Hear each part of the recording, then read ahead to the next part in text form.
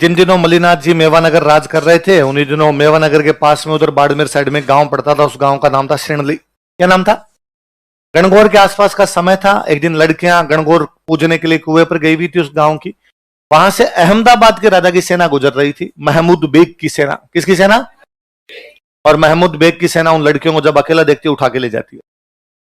जनता की रक्षा करना कर्तव्य किसका? राजा का। जनता भाज के राजा के पास के आई, भागे राजा के पास आई, भाई राजा हमारी कन्याओं को उठा के ले गए।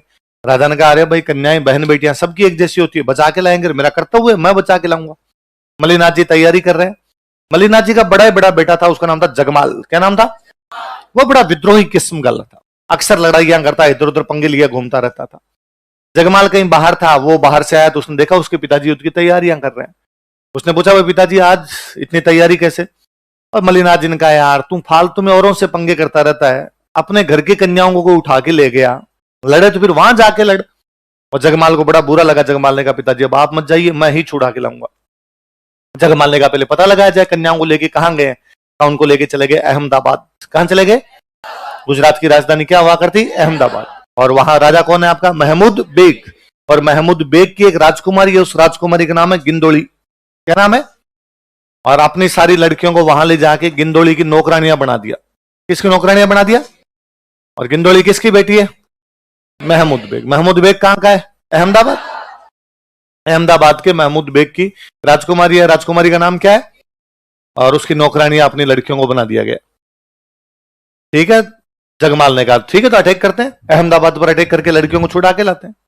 लोगों ने कहा, तेरा दिमाग खराब हो गया, यदि अहमदाबाद पर राजकुमारी के महल पर अटैक करेंगे तो वहां सेना भी तो होगी, राजकुमारी का महल खाली तो नहीं पड़ा होगा, सिक्योरिटी उसके बाहर होगी, सारे के सारे काम आ जाएंगे। थोड़ा दिमाग से काम ले।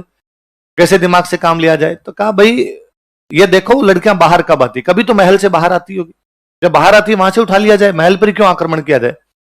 पता लगा तो पता चला कि हर शुक्रवार जुम्मे के जुम्मे, कौन से वार को? शुक्रवार को जुम्मा कहते हैं। अहमदाबाद के पास में एक पीर बाबा की दरगाह है, उस दरगाह पर वो लड़कियां जो है वो पीर बाबा की धोख लगाने के लिए आती है। वो नौकरानी आती है, वो गिंदोली आती है धोख लगाने के लिए, तो अपने वाली लड़कियां नौकरानी बन के साथ में आती है। कोई पूजा की थाली लेके, कोई अगरबत्ती लेके, कोई फूल लेके, कोई वो चढ़ाने के लिए चादर होती है वो चादर लेके। तो कहा ठीक है।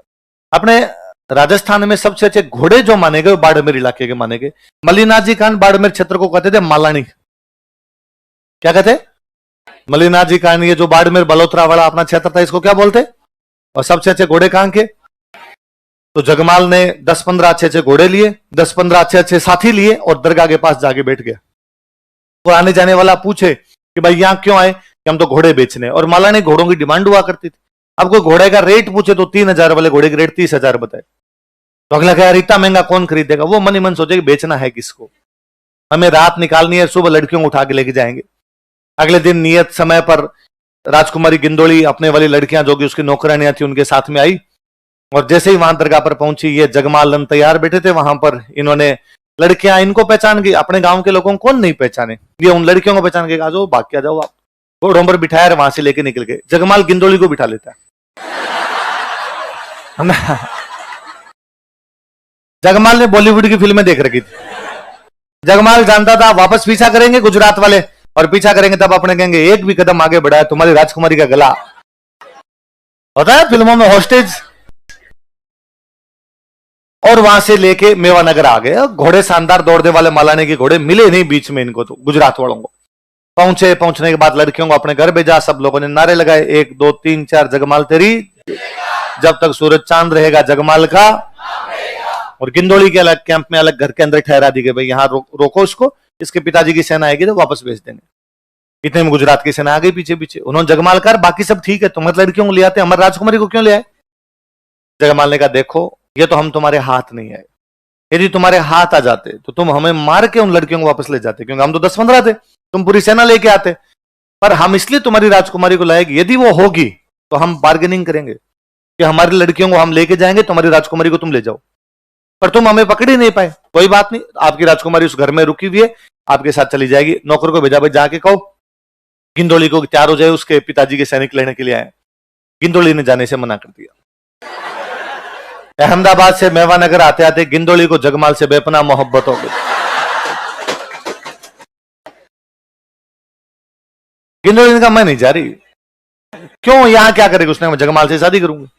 जगमाल के यार, जगमाल ने जाके समझाया कि ऐसा संभव नहीं है, तुम्हारा धर्म अलग, मेरा धर्म अलग, हम अलग अलग मजहब के लोग हैं, ये कैसे हो सकता है? गिंदोली ने कहा मोहब्बत ये सब चीजें कहां देख पाते। फाइनली जगमाल गिंदोली से विवाह कर लेता है। गिंदोली वळती धरान घुड़ला ऊपर घाल मंडल सिंह लायो मर्द मल रो जगमाल। कि मलीनाथ का जगमाल किसको लेके आया था? आप और मैं भले इस कहानी पर कितना भी हंसे, आपकी और मेरी मम्मियां पिछले 500 वर्षों से गिंदोली के गीत गाती है हर गणगौर पे।